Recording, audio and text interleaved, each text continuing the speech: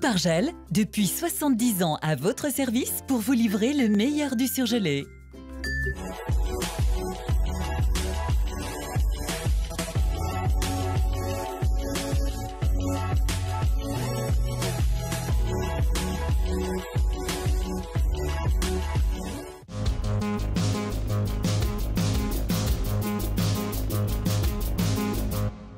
Dernier préparatif dans les lycées-centres d'examen avant le coup d'envoi du bac lundi. La SNCF propose un dispositif spécial examen en période de grève. Enfin, départ de la course Sun Trip entre Lyon et Canton avec des vélos solaires. Vous avez l'épreuve, l'heure, la salle, les surveillants, les candidats avec leur spécialité. J-3 avant les épreuves du bac. Au lycée professionnel Les Canuts à Vaux-en-Velin, l'heure était ce matin aux dernières vérifications. D'autant qu'à partir de lundi, 150 élèves sont attendus dans des filières aussi différentes que la vente, la gestion administration ou encore technicien d'usinage. On accueille 7 bacs pro différents. Donc des épreuves différentes, et même pour certains bacs pro qui sont à option, comme le bac pro Seine, où on a 3 options différentes. C'est-à-dire que sur le bac pro Seine, on n'accueille que 5 candidats qui viennent de l'extérieur, mais parmi ces 5 candidats, on a 3 types de sujets différents par épreuve. Autant de risques de se tromper donc, et pour éviter les mauvaises surprises, chaque liste d'élèves est vérifiée plusieurs fois, de la préparation des copies à l'étiquetage des tables. Avec l'expérience, on fonctionne toujours de la même manière, par deux. Il y a une personne qui s'occupe d'annoncer les prénoms, les noms des élèves, et une personne qui s'occupe de mettre les étiquettes pour vérifier que la liste corresponde bien aux étiquettes que l'on met en place sur les tables. L'étiquetage terminé, tout est enfin prêt pour accueillir les candidats. Dans le Rhône, ils sont 36 123 inscrits cette année, toutes filières confondues. Début des épreuves à 8 h lundi. C'est une mobilisation totale de l'entreprise, de tous les non-grévistes de l'entreprise, avec des gilets rouges plus nombreux, présents dans toutes les grandes gares d'arrivée pour orienter, prendre en charge. La SNCF prévoit un dispositif spécial examen lundi, jour de grève. Les candidats au bac dont le train serait annulé pourront compter sur des moyens de substitution renforcés pour se rendre sur le lieu de leur épreuve. Soit dans des autocars de substitution que nous avons précommandés sur les lignes où l'on sait qu'il va y avoir le plus de candidats potentiellement en train de circuler, soit pris en charge en taxi et également véhicules de service avec des agents SNCF. Parallèlement, via un dispositif que nous avons mis en place avec le rectorat, nous prévenons le centre d'examen du retard du jeune afin qu'il y ait une tolérance sur son retard. Un numéro de téléphone spécial est dédié à ce dispositif d'accompagnement, le 0800 10 07 47.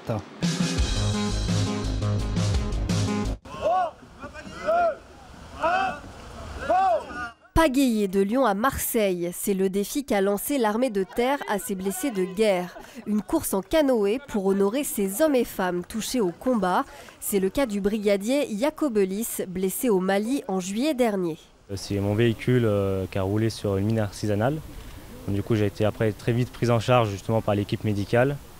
Après retourné sur Paris et ensuite j'ai eu 4 mois d'arrêt. Donc j'ai repris en novembre avec des restrictions sportives et sur certaines activités. Et là, j'ai repris toutes mes fonctions il y a quelques mois.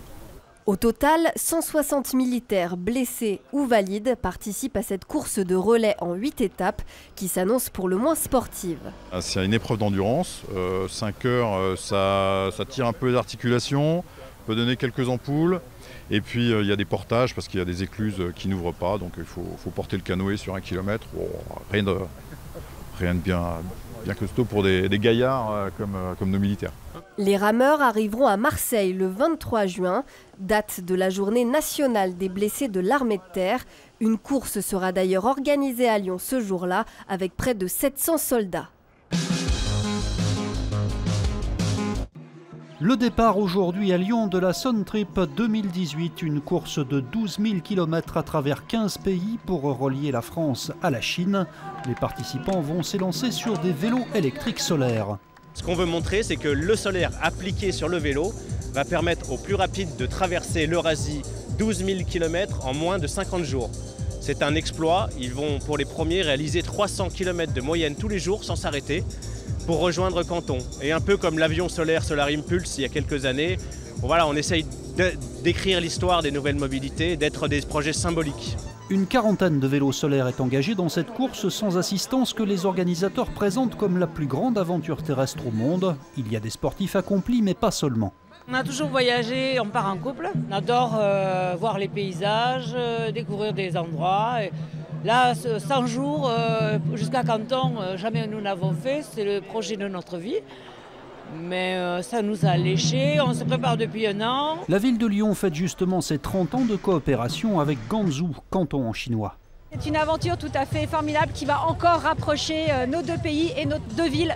Nos relations avec Canton balaient différentes dimensions.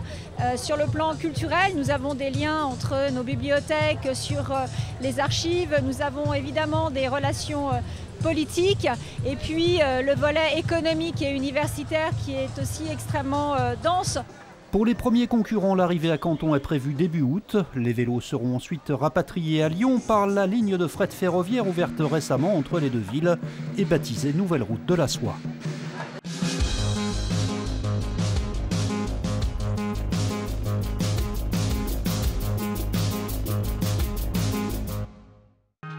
L'info continue sur TLM.tv, les réseaux sociaux et le fil info.